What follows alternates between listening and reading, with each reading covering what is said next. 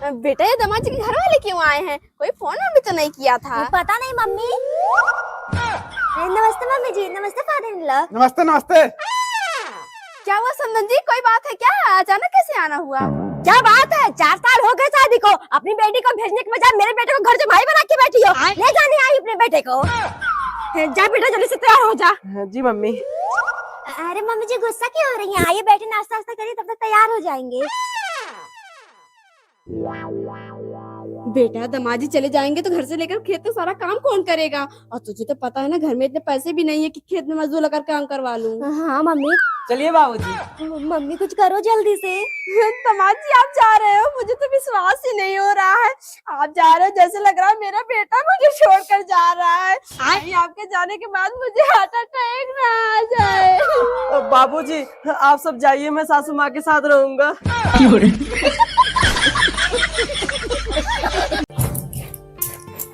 बस यार 2 मिनट रुक, आ गया हूँ। कहाँ निकला है नमाज बन के? मम्मी गणेश के साथ घूमने जा रहा हूँ। मैं तुझे पागल दिख रही हूँ क्या? मैं यहाँ पूरे घर क्या सफाई करूँ और तू जा रहा है घूमने? चल मुझे लगा। लेकिन मम्मी मैंने नहा लिया है। अब गंदा हो गया ना, चल लगा पोछा।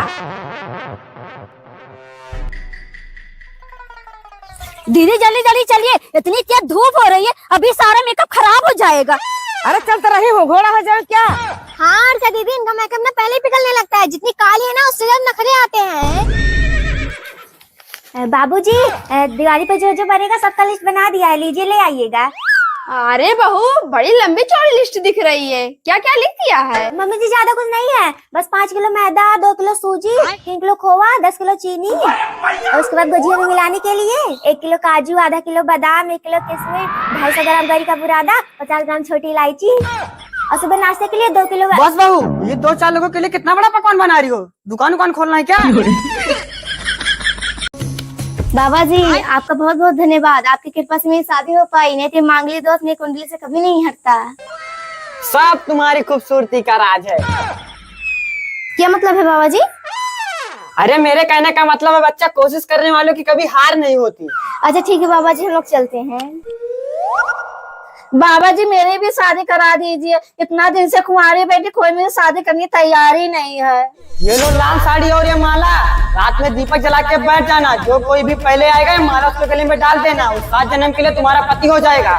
ठीक है बाबा, आपको बहुत बहुत धन्यवाद। अच्छा मैं कह रही थी जल्दी चलो, रात हो जाएगी तो सवारी नहीं मिलेगी, तो ये माँ बेटी पूछने में लगे थे। मम्मी वहाँ पर दिया जला के कौन बैठा है? पता नहीं बेटा, ये दिया जला के कौन बैठा है? रुक तारा, वो देख कोई लड़का आ रहा है, डाल जिसके गले में माला।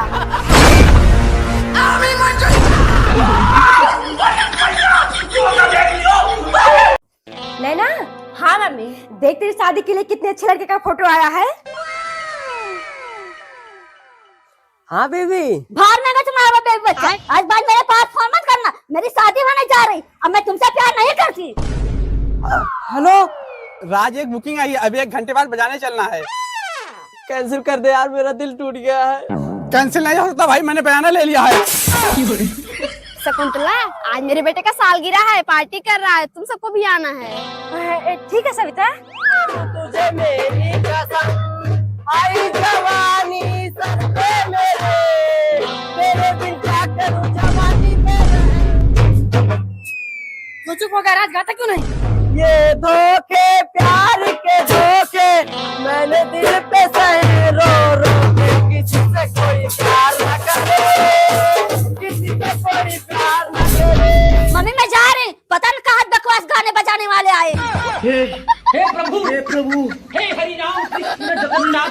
जी आप चिंता मत करिए, शाम तक पहुंच जाएंगे हम सब। कहाँ शाम तक पहुँच जाएंगे बेटा?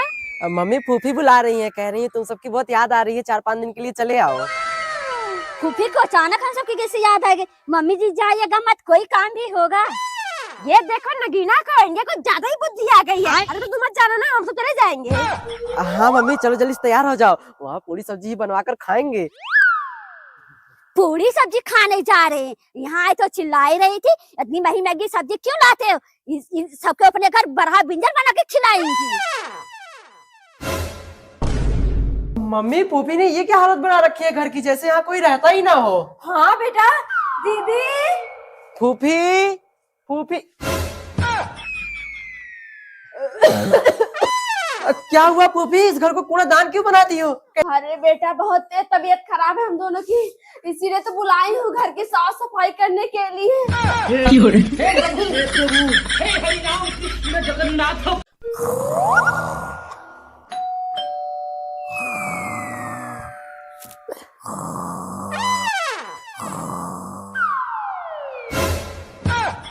मम्मी आप सब? अरे तो इतना घबरा क्यों रहा है, कोई परेड दिख रहे हैं क्या हम सब? अच्छा हाँ अंदर चलने दे। नहीं मम्मी, अभी आप अंदर नहीं जा सकती। क्यों बेटा? मम्मी इतनी दूर से दर्शन करके आ रही हूँ हनुमान जी का, बिना आरती के अंदर चली जाओगी? रुको मैं अन्नू को लेकर आ रहा हूँ। बहू के आते ही मेरा बेटा कितना समझदार हो जा रहा है। अन्नू अन्नू अन्नू उठ जाओ, मम्मी आ गई है दर्शन करके। क्या आ गई है नागिन? जब से गई थी कितनी अच्छी जिंदगी चल रही थी, आराम से 10 बजे सो के उठती थी, चाय नाश्ता करके होटल से खाना मंगा खा लेती थी। लेकिन अब अगर एक भी सामान होटल से मंगा कर खा लिया ना, तो ये नागिन उसकी सपोली मिलकर मुझे डस ही लेंगी। प्रणाम मम्मी जी। हे प्रभु, हे हरि राम कृष्ण जगन्नाथ। राज आज संडे है ना? हाँ क्या हुआ? बाबू संडे के दिन तो आराम कर लिया करो, हमेशा काम काम करते रहते हो, थोड़ा घूम टहल भी लिया करो। कुछ कहने आई हो? हाँ राज, नया साल आने वाला है, थोड़ी सी शॉपिंग करवा दो।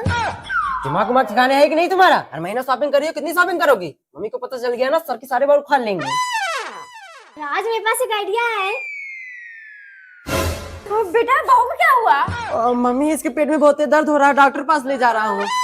दर्द हो रहा है? हाँ बेटा ले जा, किसी अच्छी डॉक्टर को दिखाना। ठीक है मम्मी। शकुंतला बहू कहाँ है? बोल देती थोड़ा ही ब्रो बना देती। बुढ़ा गई है लेकिन हर तीसरे दिन बुढ़ाने पहुंची रहती हैं। सविता बहू डॉक्टर के पास गई, उसकी तबीयत खराब है। अच्छा ठीक है, फिर जा रही उर्मिला की बहू से बनवा लूंगी। बहू ले ली दवाई, आराम है? दी मम्मी दवाई लाने नहीं गई थी, मॉल में गई थी शॉपिंग करने, आपको पागल बना दी। हे प्रभु। बहू अनु बेटी तैयार हो गई? पता नहीं मम्मी जिनके कमरे में नहीं गए थे। हरामखोर, वहाँ तेरी सगाई होने जा रही है, यहाँ तो कोई लफंगे ऐसे की फोटो लेकर रो रही है। मम्मी ऐसा मत करिए, मुझसे बहुत प्यार करती है, उसके बिना जी नहीं पाऊंगी। चुपचाप तैयार होके आ जाना, अगर लड़की वाला के सामने मेरी नाक कटी ना तो तेरे आसे की और तेरी सरी की बिरयानी मेरा कौवों को खिला दूंगी। बेटा अंगूठी पहना, सगाई का मुहूर्त हो गया है। अन्नू चलो यहाँ से।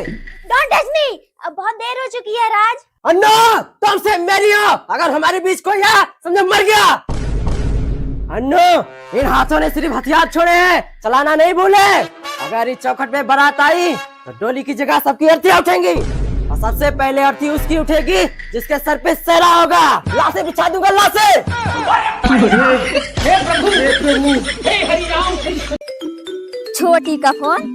हाँ छोटी दीदी आपने जहाँ कहा था वहाँ बस से उतर गई हूँ, लेकिन आगे कुछ समझ में ही नहीं आ रहा है कहाँ जाना है, इतना कोहरा पड़ा है। ठीक है छोटी, तू जहाँ पे रही तू खड़ी रह, मैं भेज रही हूँ देवर जी को। बेटा जा 2 खुराक दवाई ले आ, तेरे बाबूजी का पिछवाड़ा फेल हो गया है, बार बार हगने जा रहे हैं। मम्मी आपका दिमाग उमाग सही नहीं है क्या? इतनी ठंडी में दवाई लाने जाऊंगा, मेरा पिछवाड़ा बचेगा फेल होने से। देवर जी वो बस स्टैंड में मेरी छोटी बहन आके खड़ी है, जाइए ले आइए। छोटी बहन आई है तेरी माँ, इतनी ठंडी में कैसे जाएगा लाने? भाभी साली जी का नंबर सेंड कर देना, मैं 10 मिनट में लेके आ रहा हूँ।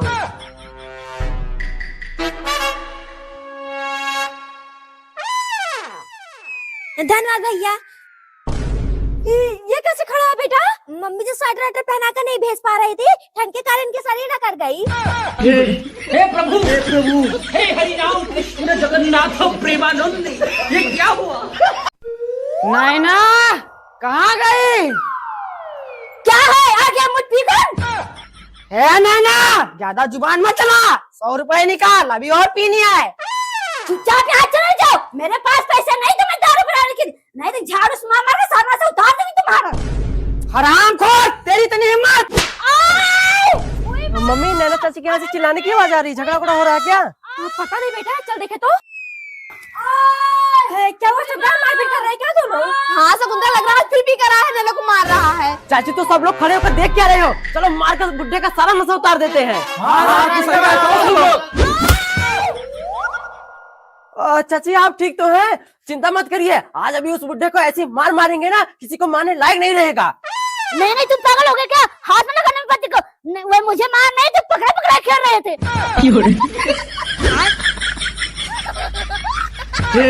हे प्रभु, हे प्रभु।